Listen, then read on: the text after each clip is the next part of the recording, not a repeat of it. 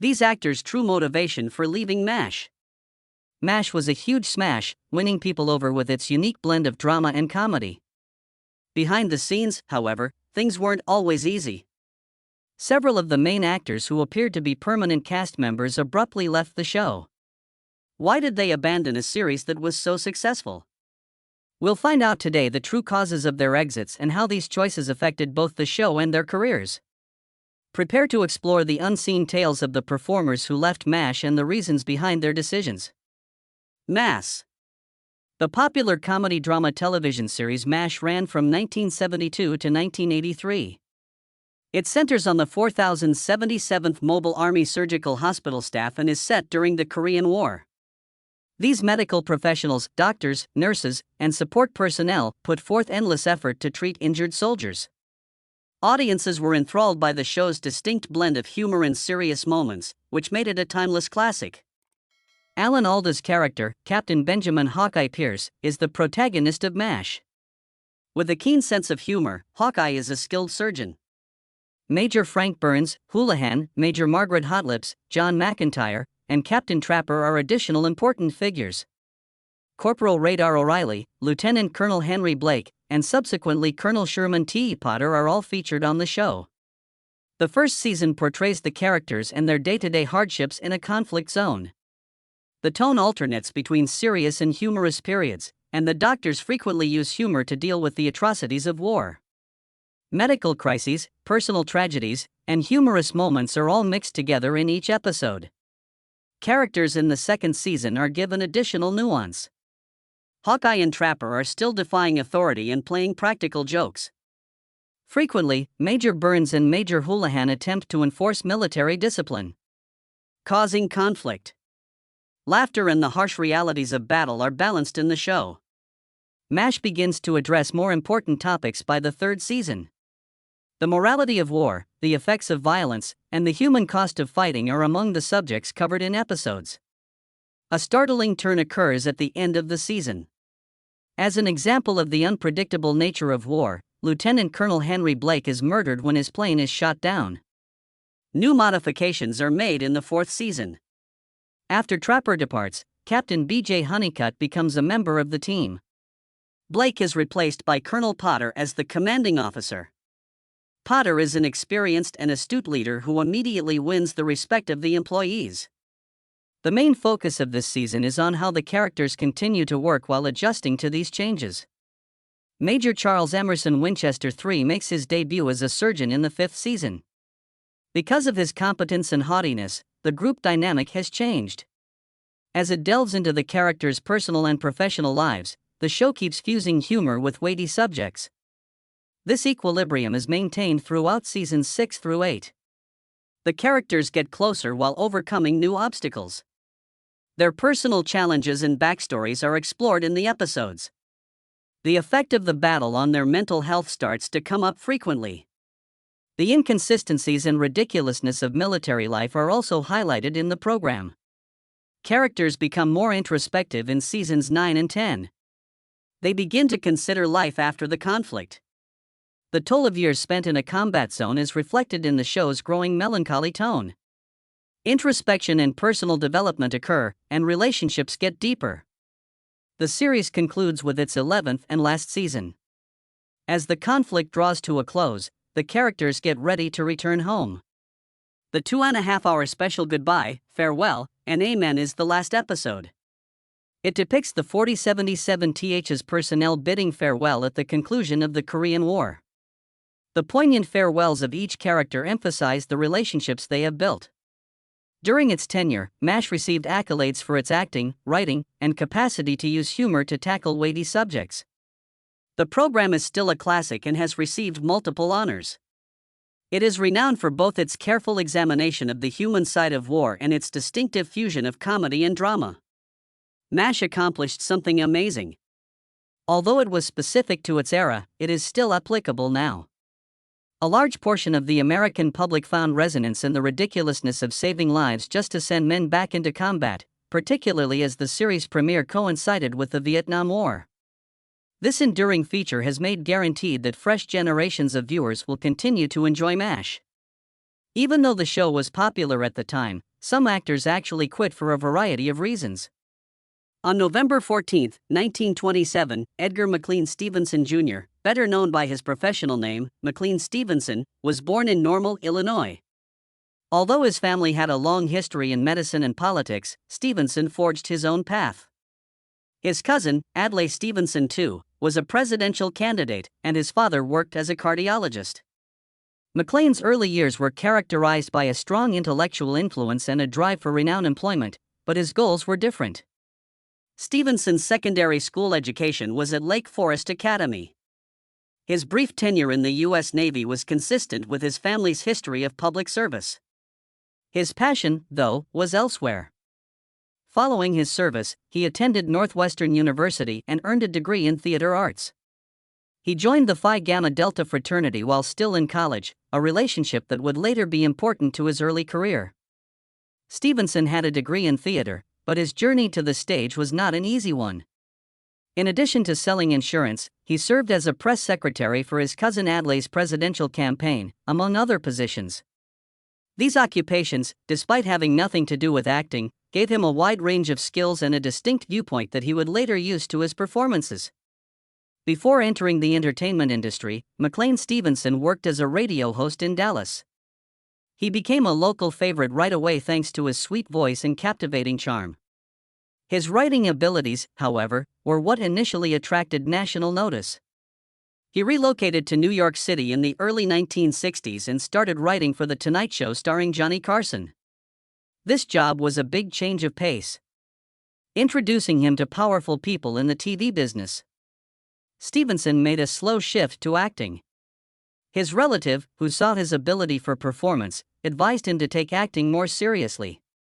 The American Musical and Dramatic Academy accepted him as a student in 1961. This decision was crucial because it gave him official training and a strong acting basis. He started making appearances in TV ads after making his stage debut in The Musician, gradually expanding his repertoire. When McLean Stevenson was chosen to play Lieutenant Colonel Henry Blake on the television series MASH in 1972, it marked the beginning of his career. The way Stevenson portrayed Henry Blake, the laid-back and even foolish commanding officer, struck a strong chord with viewers. His character's warmth and humor gave the brutal realities shown in the drama a human touch. Among the most watched television programs, MASH gained popularity quite fast. Stevenson won the 1974 Golden Globe for Best Supporting Actor for his exceptional performance.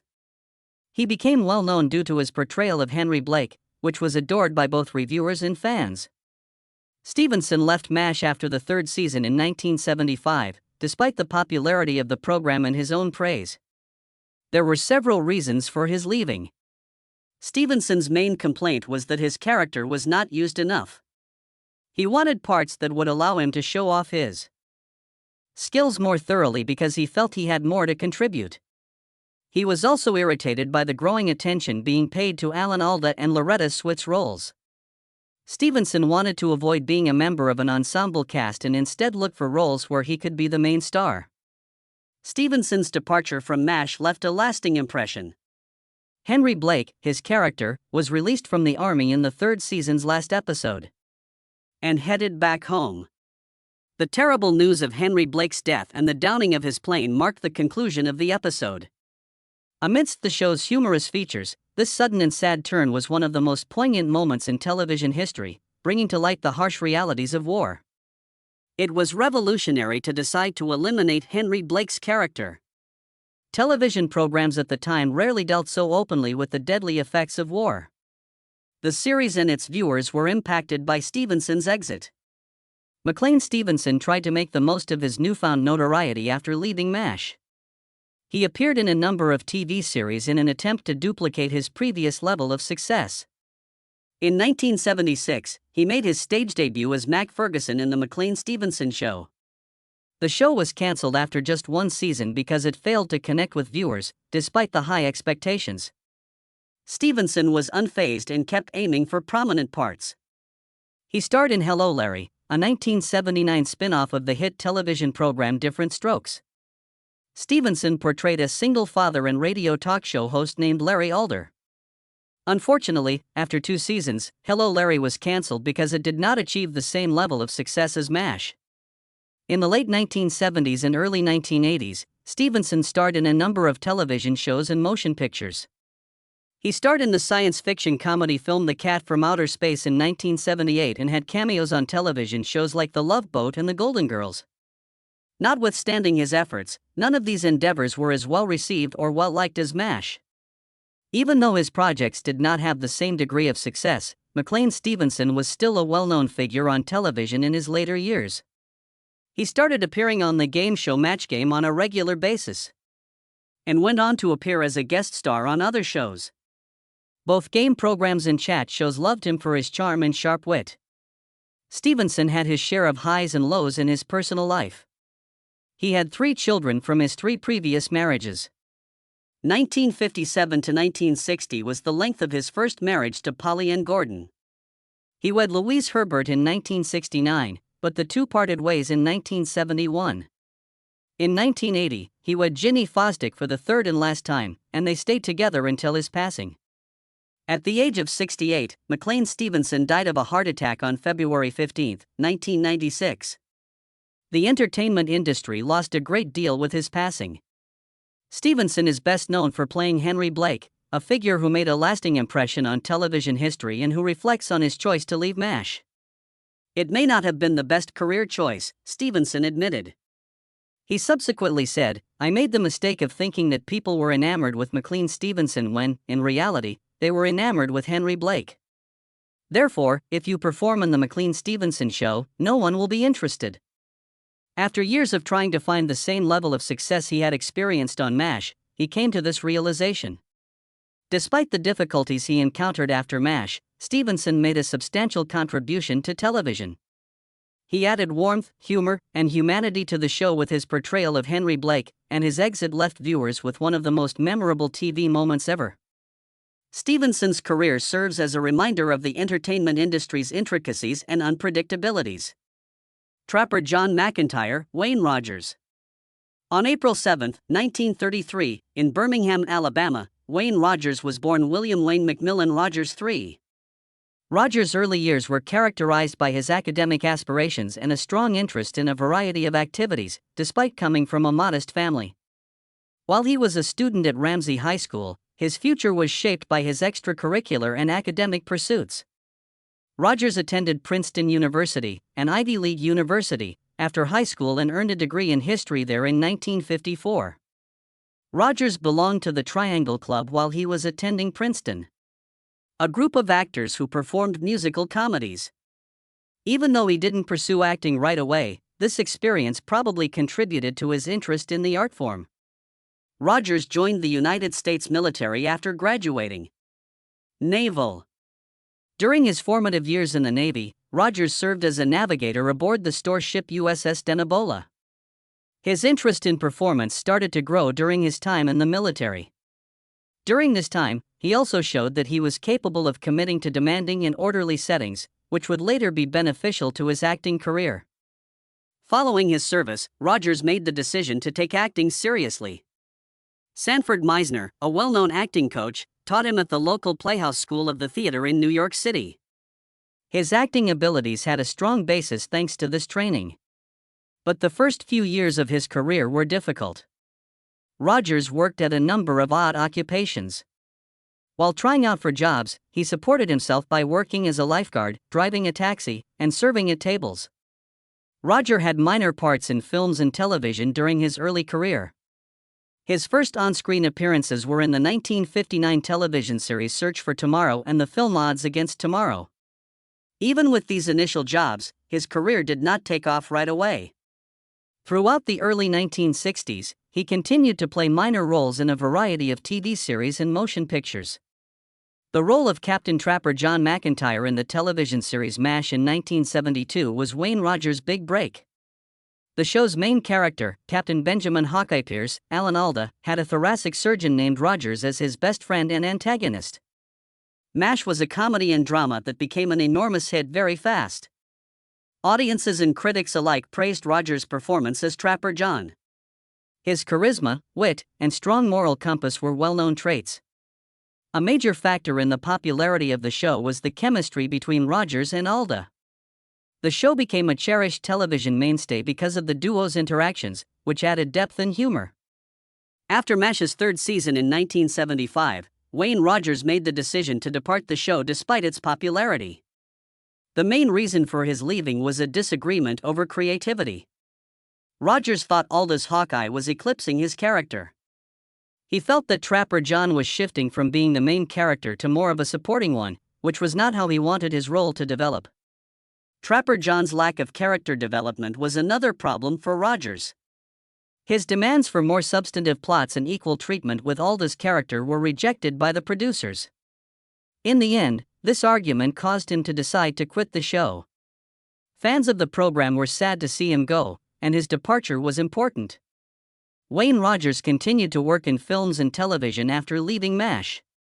He performed the role of Dr. Charlie Michaels in House Calls, among other TV series.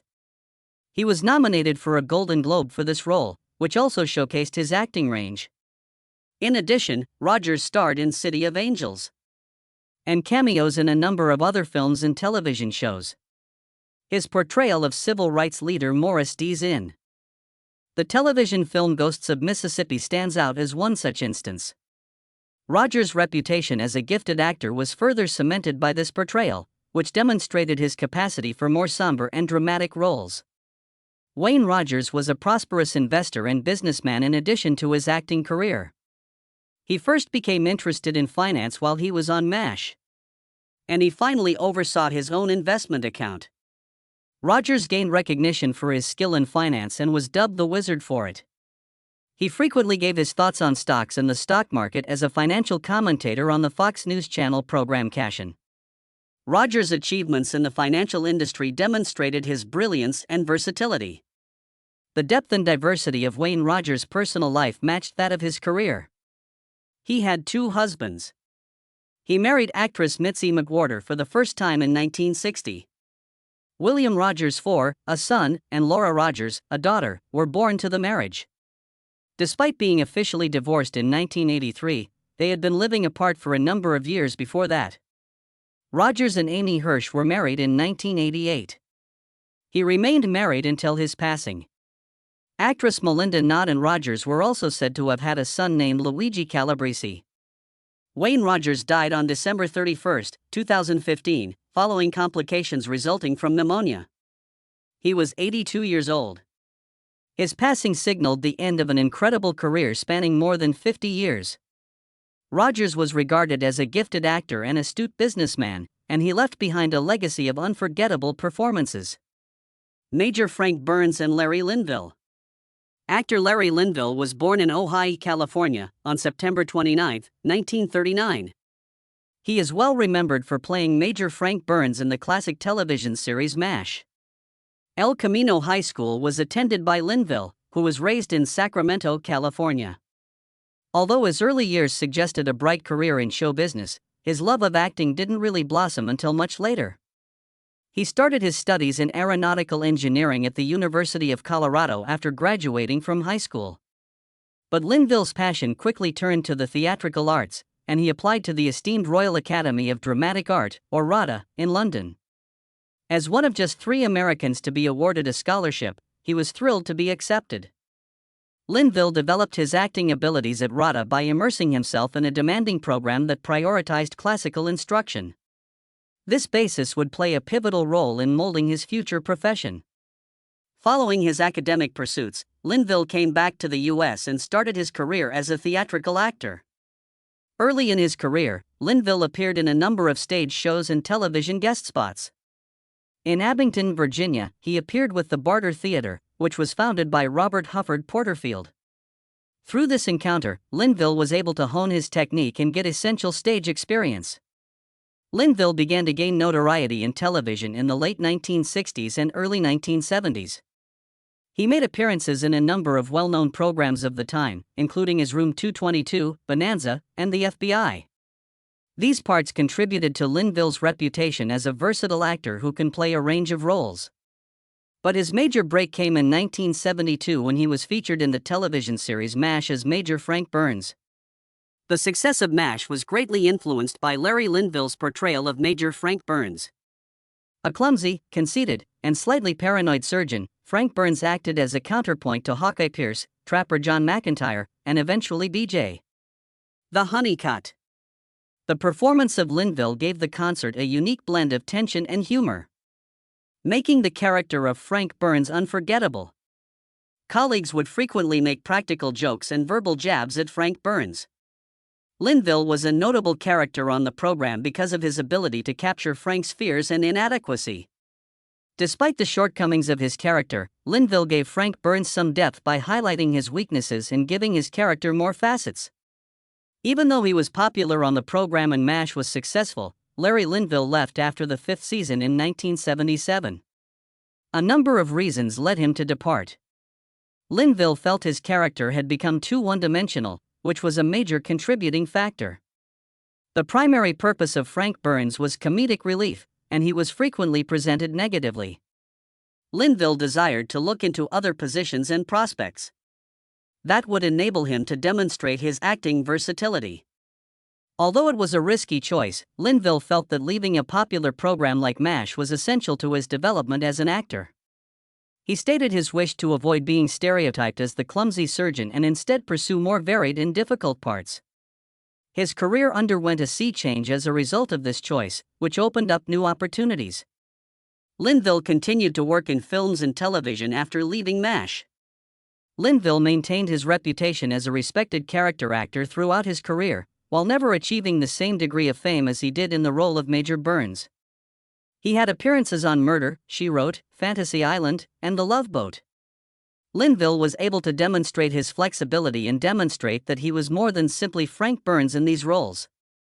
Linville had appearances in films like Earth Girls or Easy and School Spirit in addition to his television career. These films gave Linville the chance to experiment with many genres and characters, even though they were not as well received as MASH.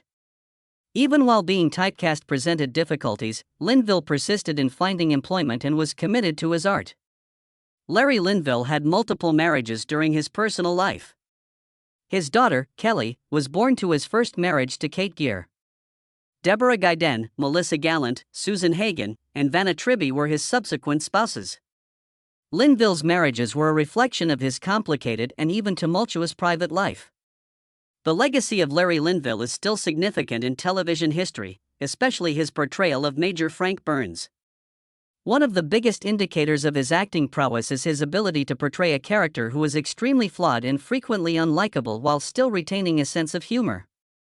The performance Linville gave on MASH has lasted, and he is regarded as a major factor in the success of the program.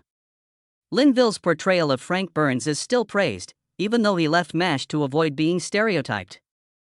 Frank Burns had an exceptional role because of his comedic timing and ability to strike a balance between humor and melancholy. His character also brought a distinct dimension to the show. The absence of Linville from MASH created a clear gap in the program. Viewers both adored and hated Frank Burns as a character. And a key component of the show's dynamic was his interactions with the other characters. Major Charles Winchester, portrayed by David Ogden Stiers, was introduced following Linville's departure. The show lacked Frank Burns, but Winchester added a different kind of intensity. Linville wanted to evolve and maintain his artistic integrity, which is why he left MASH. The stability of a permanent employment on a popular show would have allowed him to continue portraying Frank Burns.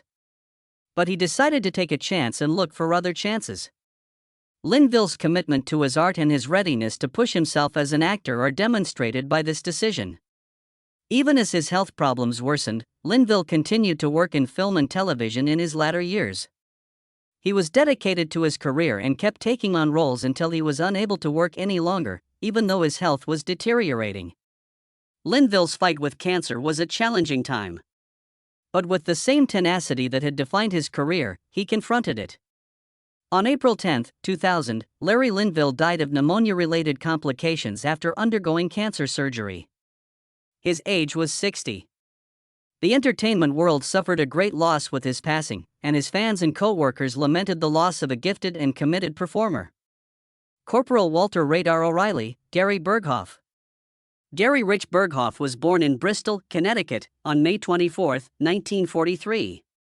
His early artistic inclinations were nurtured by the loving environment of his parents, Rodney and Ann Berghoff. Gary showed a strong interest in the natural world and wildlife from an early age. He grew up surrounded by Forestville's meadows and brooks, developing a bond with the natural environment. And Berghoff's mother performed in a local theater. Composer, poet, choreographer, and screenwriter. He was first exposed to the performing arts by her. Gary became fascinated with musicians, singers, and stage actors while he accompanied her to rehearsals. He had multiple malformed fingers in his left hand and a club foot from birth, but he was adamant about following his passions. He overcame his physical limitations with perseverance and commitment, studying tap dance and jazz drumming. The Berghoffs moved to Delavan, Wisconsin, during his sophomore year. As a drummer with the Bud Wilbur Orchestra, Gary was already performing in Milwaukee nightclubs after graduating from Delavan Darien High School in 1962. He was clearly gifted, and he had an unyielding will to succeed. Berghoff left high school to pursue his goals in New York City. He enrolled in HB Studio, where he received instruction from well-known instructors like Charles Nelson Riley, James Tuttle, and Sanford Meisner.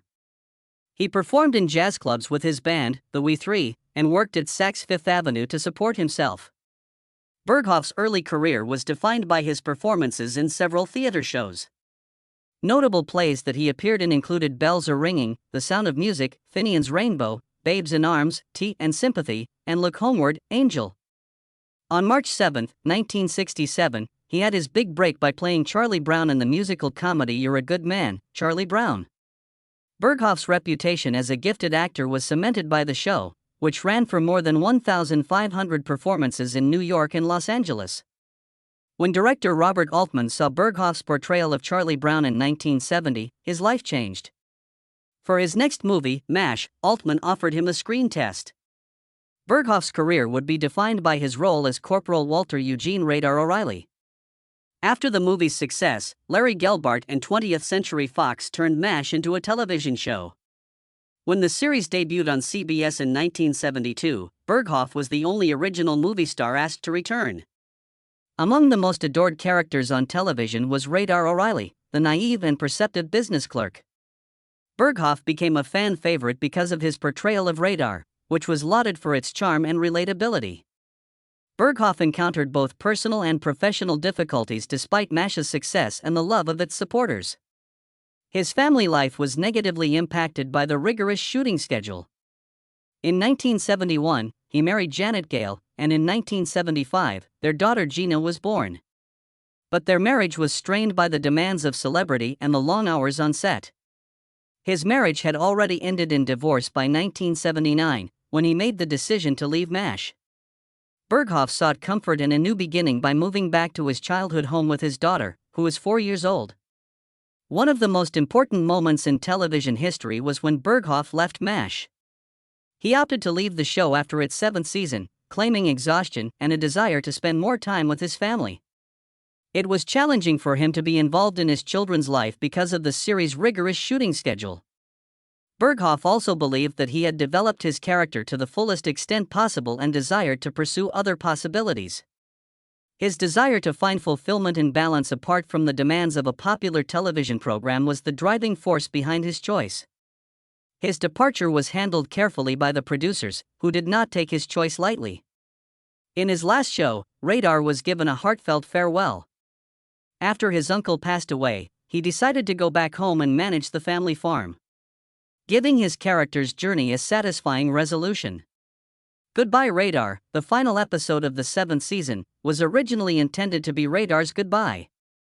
In order to give fans a fitting farewell to the cherished character, CBS asked Berghoff to return for a 2-part farewell series.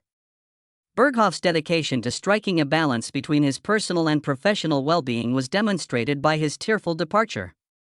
Berghoff remained employed in the entertainment sector after departing MASH, despite the fact that he never attained the same degree of notoriety as Radar.